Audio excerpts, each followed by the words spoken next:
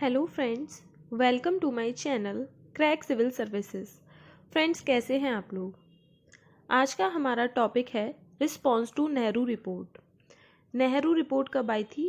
1928 में। हमने 1928 तक मॉडर्न इंडियन हिस्ट्री कवर कर ली है। मेरे सभी लेक्चर्स अगर आप लोगों ने अभी तक नहीं पढ़े हैं तो स्टार्टिंग से पढ़ लीजिएगा, आप लोगों की पूरी मॉडर्न इंडियन हिस्ट्री कवर हो जाएगी। अब हमें मॉडर्न इंडियन हिस्ट्री कहाँ तक पढ़ना है? 1947 तक। तो लगभग हमारे 20 ईयर्स की स्टडी और करनी है। तो चलिए देखते हैं आज का टॉपिक।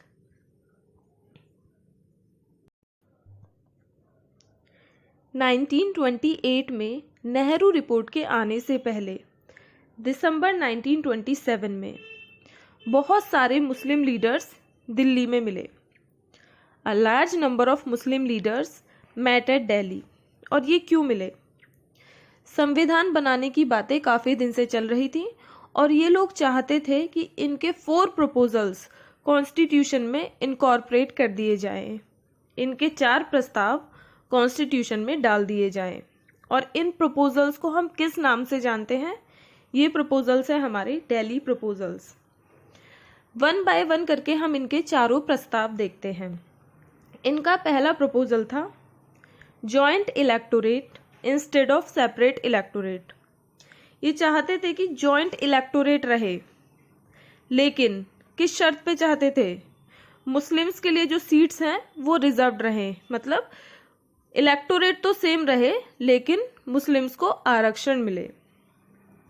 इनका दूसरा प्रपोजल था ये 1/3 representation to Muslims in central legislative assembly. देखिए, जो हमारी सेंट्रल लेजिस्लेटिव असेंबली थी, जैसे कि आज के टाइम पर हमारी लोकसभा होती है, तो सेंट्रल लेजिस्लेटिव असेंबली में ये 1/3 सीट्स जो है 1/3 रिप्रेजेंटेशन मुस्लिम्स के लिए चाहते थे, 1/3 seats. Representation to Muslims in Punjab and Bengal in proportion to their population. और इनका थर्ड प्रपोजल ये था कि मुस्लिम्स को रिप्रेजेंटेशन मिले, मतलब जितनी उनकी पॉपुलेशन है उतनी सीट्स पंजाब और बंगाल में मुस्लिम्स को मिले। और इनका फोर्थ प्रपोजल था formation of 3 new Muslim majority provinces. Muslim majority provinces बनाने 3, कौन कौन से? Sindh, Balochistan, north west frontier province. तो ये जो चारों इनके प्रपोजल्स थे, इसको किस नाम से जाना जाता है? दिल्ली प्रपोजल्स के नाम से जाना जाता है। देखिए, इसे बताने का मेरा जो मकसद है वो ये है कि कई बार क्रोनोलॉजी पूछ लेता है कि नेहरू रिपोर्ट कब आई, दिल्ली प्रपोजल्स कब आए, जिन्ना के 14 पॉइंट्स कब आए। तो ये सारी चीज़ें आप लोगों को थोड़ा थोड़ा आइडिया होना चाहिए कि नेहरू रिपोर्ट से पहले क्या आया, बाद में क्या आया, तो आप लोग क्रोनोलॉजी में इजीली अरेंज कर पाएंगे। अभी तक हमने देखा मुस्लिम लीडर्स की क्या क्या डिमांड्स थी। अब हम देखते हैं हिंदू महासभा की डिमांड्स। इनकी पहली डिमांड थी opposed creation of new Muslim majority provinces. देखिए, मुस्लिम लीडर्स ने 3 नए मुस्लिम मेजॉरिटी प्रोविंसेस की डिमांड की थी, Sindh, Balochistan, north west frontier province. उस चीज़ का हिंदू महासभा ने अपोज किया, हिंदू महासभा उसके खिलाफ थी। अगली इनकी डिमांड क्या थी? Reservation of seats for Muslim majorities in Punjab and Bengal. ये सीट्स के आरक्षण के लिए माने थे कि पंजाब और बंगाल में मुस्लिम्स को रिजर्वेशन मिल जाए, आरक्षण मिल जाए।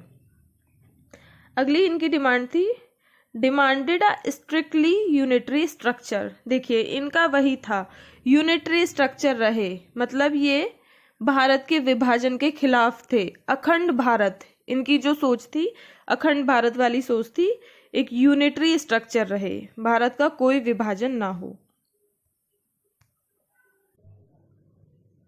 दिसंबर 1928 में क्या हुआ?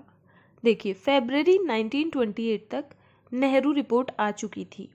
दिसंबर 1928 में कलकत्ता में एक ऑल पार्टीज कॉन्फ्रेंस ऑर्गेनाइज की गई। दिसंबर 1928 में एक ऑल पार्टी कॉन्फ्रेंस हुई कलकत्ता में। किस लिए? To consider the Nehru report, Nehru report को कंसिडर करने के लिए। Jinnah on behalf of Muslim League propose 3 amendments, Jinnah ने मुस्लिम लीग के बिहाफ पर 3 संशोधन प्रस्तावित किए।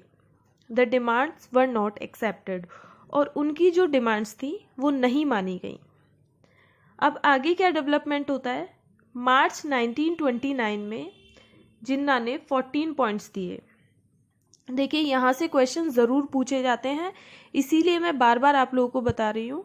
दिल्ली प्रपोजल, नेहरू रिपोर्ट, जिन्ना के 14 पॉइंट्स, ये सब क्रोनोलॉजी में लगाने के लिए आएंगे, तो इसलिए आप लोग थोड़ा क्रोनोलॉजी वाइज इनको मेमोराइज कीजिएगा। तो जिन्ना ने मार्च 1929 में 14 पॉइंट्स दिए, और ये जो हमारे 14 पॉइंट्स हैं, ये 14 पॉइंट्स मुस्लिम लीग के लिए आगे के जितने भी प्रोपोगेंडा हैं उनके लिए बहुत इम्पोर्टेंट रहे। ये हमारे 14 पॉइंट्स हैं। Were to become the basis of all future propaganda of Muslim Leagues, Muslim League की आगे की जो डिमांड थी, जितना भी प्रोपोगेंडा था, वो सब इन्हीं 14 पॉइंट्स पर आधारित रहा, तो इसलिए ये काफ़ी इम्पोर्टेंट है। इसी के साथ हमारा ये टॉपिक कंप्लीट होता है।